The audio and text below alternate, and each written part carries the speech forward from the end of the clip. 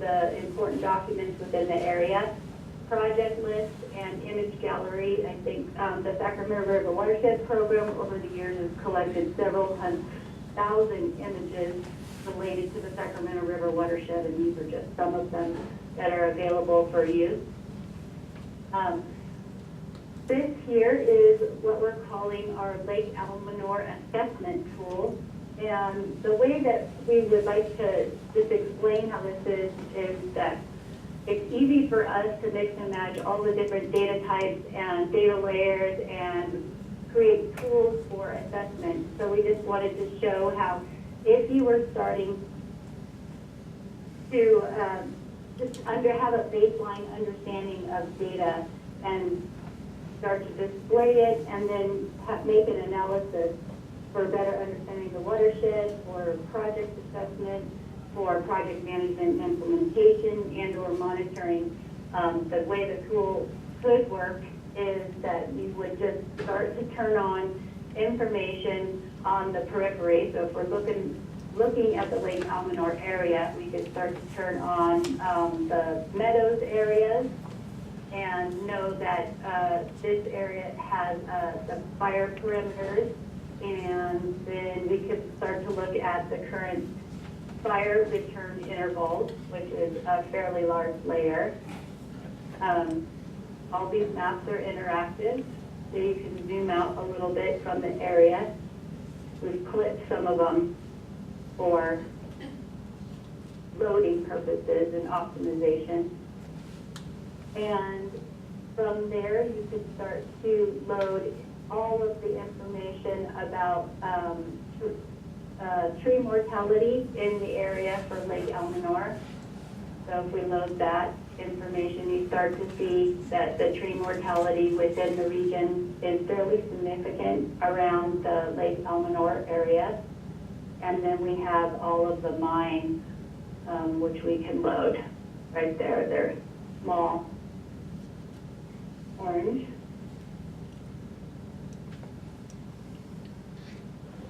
Start to see the mines.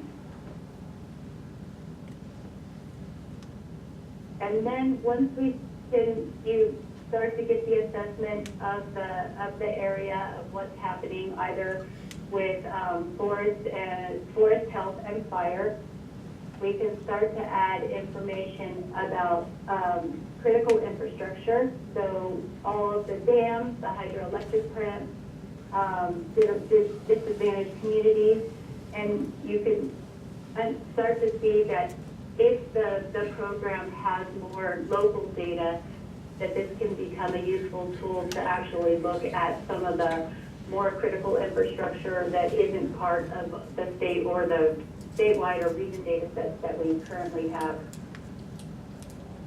And once we've looked at all of the current conditions within the area, we're starting to understand what the critical infrastructure is, then you can overlay what's happening with projects currently underway or in the planning process for the airway itself, and then look at adding all of the live conditions around those projects. So whether it's groundwater data, flow data, stream data, soil, moisture, and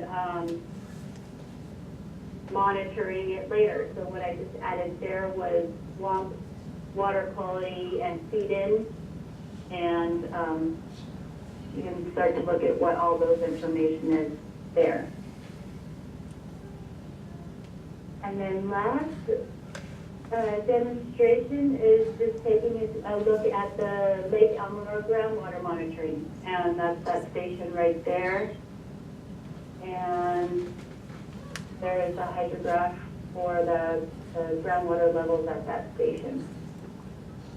So that gives you a good overview of the type of data that was collected, and we were able to piece it together fairly quickly to give an overview of what we currently have in the Feather River region.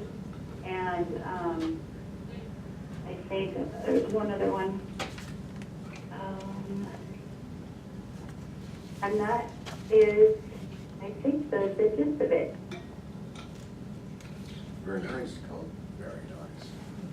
That GIS person's gonna be looking at this. I was just gonna say, I hope our GIS person needs to clue in with this. Right. I'm impressed. I am too.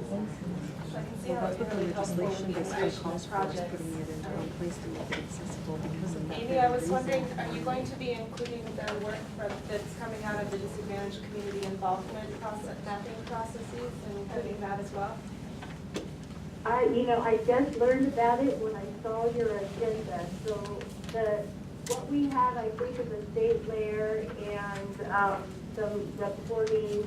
So I'm looking right here at Lake Almanor. These are all of the EIRs and CEQA and whatnot that was in that particular area. So obviously, again, that is a logical web service and or layer to have in this data picture.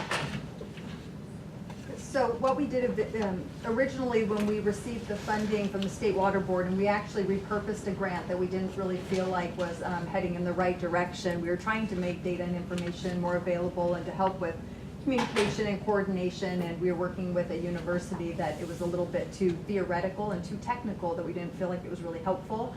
Plus, we really wanted this concept of bringing data in and displaying it and not hosting the data itself. So everybody else is still responsible for their data, but all we're doing is pulling it in and making it available. And one of the things that Gia just said is, with these public funded projects, you're required to put your information and data somewhere. But because of funding, sometimes you put it into one database and then that database isn't active anymore. Or we found out with the Department of Water Resources and the Water Data Library, they had all of their data in-house, but some of it was in Excel files and it was just in various forms so that it wasn't really accessible. Some of the information that was available in the Water Data Library was just really not many people, unless you were specifically looking for something new, to do with it.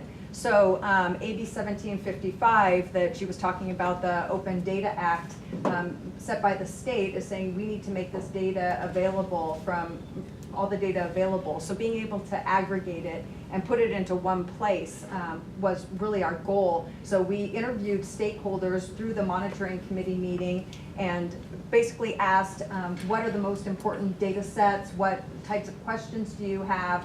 And so phase one, we took all of that information and we created the first phase of the portal. 34 North has been wonderful because they're involved in these other portals. They also aggregate additional information for those portals, and then we are beneficiaries of that information and data. But just like you said about the DAC, almost every time we sit down with a group, they're like, oh, it'd be great to have that information, or it'd be great to have this data. So we're actually meeting with the State Water Resources Control Board next month to talk to them about phase two, what that's going to look like, the priority data sets and information that we would like to pull in and make available. And then another thing that was kind of a big deal is we have all this data and information, we're pulling it all in, and I guess my initial thought is, oh, people just have all this data and information, they'll go in there and use it. But what happens is that there's so much data and information in there and trying to find it. So we started working on creating these data dashboards so that you can pull in the data and information so that it's useful for you. Yeah. As you're aggregating this, how fresh do you find this data? I mean, the state's not notorious for this. Yeah, I would say it's on all levels. Amy could probably better answer that question than I could. Well, did you say the word fresh? Fresh, not French. I'm sorry. Current. Yes. Current? Yeah, fresh. Okay. Fresh and Yeah. organic. Fresh. Good. This is a good example of what I have loaded on the screen right now. What we ended up doing with, this is U.S. Fish and Wildlife, and they have a bunch of surveys that they do all the way from Shasta down to the Delta for aggregating information about the species of concern and the health of the fisheries. And so because the way that they currently operate is they send a CSV, or the way that they did operate is they were sending a CSV to work groups and or to managers for describing what the current situation was at the different survey locations. And because that data is actually really complicated and it's not very fun to look at in a spreadsheet, we work with U.S. Fish and Wildlife and other fishery agencies to help build web services out of their own organization, and then we link to that data through their servers. So in many of the large critical data sets, we're working with the agencies to develop web services so that we're not hosting. That's the same goes for the coordinated monitoring program and a lot of data that comes out of the water data library. In the cases where we know that it's critical data, we do the hosting for the agencies themselves. So we have about 40% of the data is hosted in the regional data portal platform and been shared in the agencies. We have written workflows for them to drop their data sets here in these document libraries in a very specific format, and so that the data is updated automatically once they update that data set. So there's, yes, keeping the data fresh is challenging, especially in this big transition time where people are going from disparate, closed data world into a more open data environment. There is a lot of maintenance involved in keeping some data current, but we work with all of these regions to help them either write a data management plan. This is the data you need. This is how you're going to keep it up to date, and this is what it's going to cost to do it. We do that a lot, and then we're working to formalize all of this process through the 1755 data management work group, which is a bunch of people in Sacramento that are trying to draft policies and plans and data stewardship methods and all of these different things to help keep the data current. Very good. Yeah, adding on to that just real quickly, like working with Department of Water Resources and their monitoring program, they had a huge staff switch there for a little bit. So even though they were mandated to collect all this data and information and were working with SWAMP in the program, they had all the data and information, but then they didn't have the resources to take all that data information and turn it into something meaningful. So they used to put out a report, but when they were attending our meetings, I know Scott that we were working with was like, yeah, as soon as I hire on my staff, I'm going to take all this data and information and we're going to get it into a report for you. But you know, it was months that continued to pass by because he was still keeping up on the monitoring, but didn't have the time or the resources to put it into something so that people could actually see the data and information that was collected. That'll be a great hurdle if you overcome that one. It's mandated now, so forced to. Well, that's an audit now. Right, right. Well, thank you guys very much for the presentation. Of course. It's Yeah. fascinating. It's It almost overwhelming. It is a little overwhelming. It is. It's exceeded our expectations for sure. And now, like I said, we're basically working with groups to make it useful. That's fantastic. Anybody have any other questions or comments? Feel free to follow up with me afterwards if you have any questions or.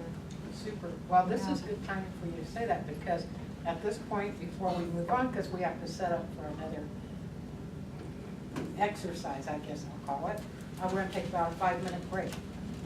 So nobody gets to go home. When's the other Just exercise? 5 minutes. Will there be a quiz? There's going to be a test. There'll be a small little quiz. You're the only one taking it. Yeah, we already have some people that we provided add some data. There are a lot of questions about that because they have QA, QC issues. And so, yeah, being able to include the metadata where that comes from, and of course funding for our organization to basically have oversight of that is where we're at right now. Yeah, so we're hoping that we go into the State Water Resources Board. Again, when we developed this portal, they basically told us what we needed to do, who we needed to work with, and how we needed to do it so that they would continue to support it, because these portals are supposedly the avenue and the way of working to the want to make data and information available so that we don't keep having a new database every 6 months or every few years. So I'm really excited about that. And then, they wanted to make sure that we had enough support in our watershed for it, so they gave us, we had put together, I think we ended up 30 letters of support saying yes, and this was while we were developing it. So trying to get people to sign on that, yes, we see this as valuable and we will use it even though we're not sure yet what it's going to look like. But people were confident. Luckily, we have really good relationships and we're able to talk and show them the San Joaquin portal so that everybody, we have these letters of support. And then we took those to the state board and said, look, we need to make sure this is maintained. And they're like, okay, well, we'll help you find funding for that. It's like, okay, well. Can they find funding? We're working on it. We're still working on it.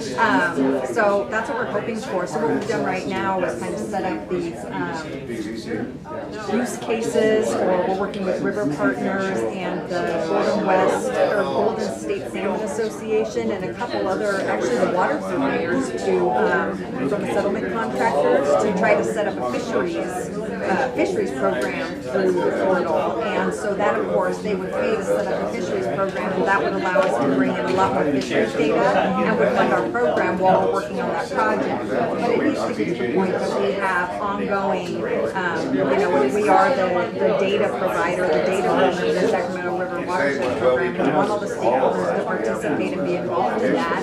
Then, there needs to be, just like the other, there needs to be sustainable funding. It looked like it took forever. It didn't, and I'm like 34 North, so they're they've been done with their budget for like 8 months now. Because it's mutually beneficial, because they're working on the other portals, and because it's because hopefully there will be funding to come back into this. They just continue to work with us and present like this. I mean, I drive up to Truckee and meet with them, and they spend a whole day sitting down trying to help me. We're working on some grants together. Yeah, so having them as a partner. That was it was so much. So when it's nice to have that information available to know one centralized location instead of having to go to all these different resources to find Right. something. Well, and that was then having files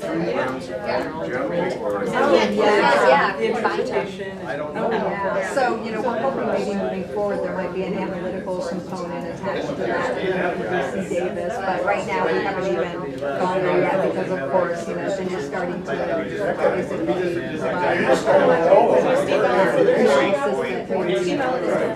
good as that and how that goes. So, yeah, I'm gonna let UC Davis handle that when we get there. I mean, nobody likes to prioritize, but we have very limited resources. So as the working with the RWM, that's what you have to do is prioritize.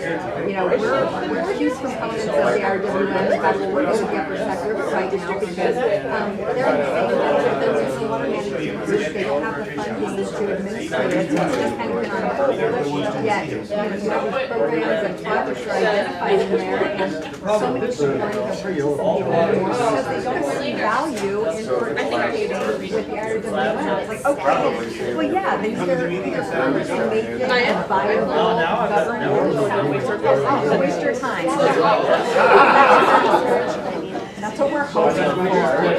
Community coordination happens where you have some kind of program project that you're working around. So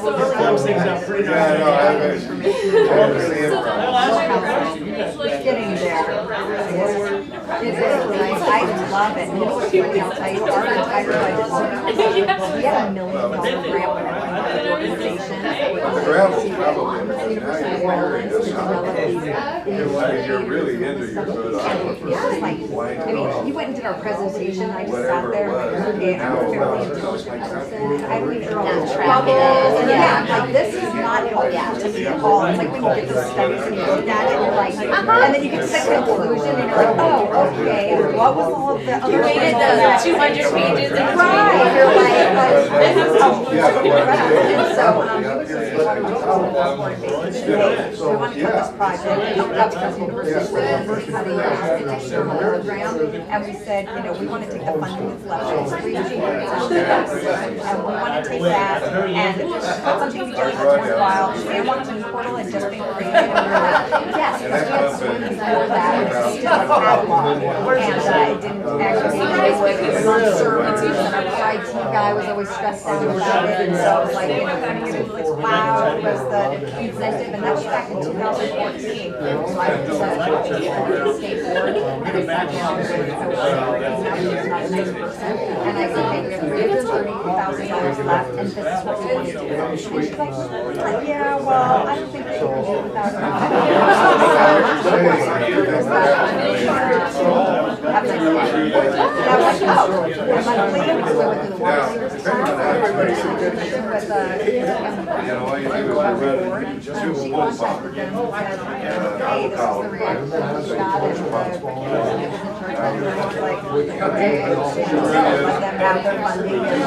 Develop a proposal and bring it back to us, that at least, so we came back, they said, yeah, as long as you work with the North, moving forward on that, because it's on the other instances, and it's good to us, so, they made us, present 30 letters of support before they would release any of the funds, which we did quickly. And, yeah, it's different, There's so many people that really look over down.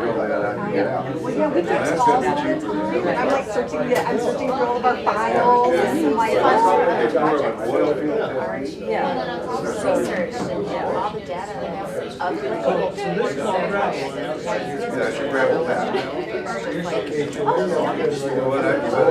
I say is basically yeah, or last time that we were here, or last time when I called in, we were asking us for that project. We can't believe how long That's why I it took said, us so all this to find out the areas that SQA had been done, and we were calling the people that had the SQA done, and they're like, oh, I can't find the map where the SQA was, and how to get back to you, and so we're trying to put together a simple map, with just like showing where SQA had been done, so we knew where we could look for one of the shovel-ready projects, and where we still needed to do SQA, and it was a nightmare, you can't believe, and I thought, everybody applies for SQA, and there's maps associated with it everywhere, so why isn't it just one map that shows you where SQA has been done? Like, how difficult is that? Right. Somebody probably thought of it, but then they just never did it. Then they wrote a grant for it, proposal, and